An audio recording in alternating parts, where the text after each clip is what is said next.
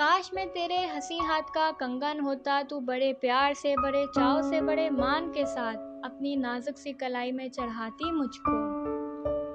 اور بے تابی سے فرقت کی خزاں لمحوں میں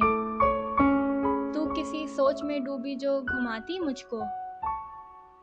میں تیرے ہاتھ کی خوشبو سے مہک سا جاتا، جب کبھی موڈ میں آ کر مجھے چوما کرتی، تیرے ہونٹوں کی حدت سے دہک سا جاتا۔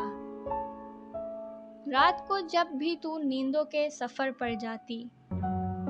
مرمری ہاتھ کا ایک تکیہ بنایا کرتی،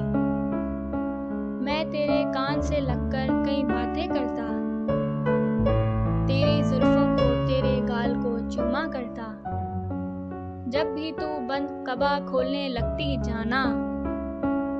کانپتی آنکھوں کو تیرے حسن سے خیرہ کرتا، مجھ کو بے تاب سا رکھتا تیری چاہت کا نشہ، میں تیری روح کے گلشن میں مہکتا رہتا، میں تیرے جسم کے آنگن میں کھنکتا رہتا۔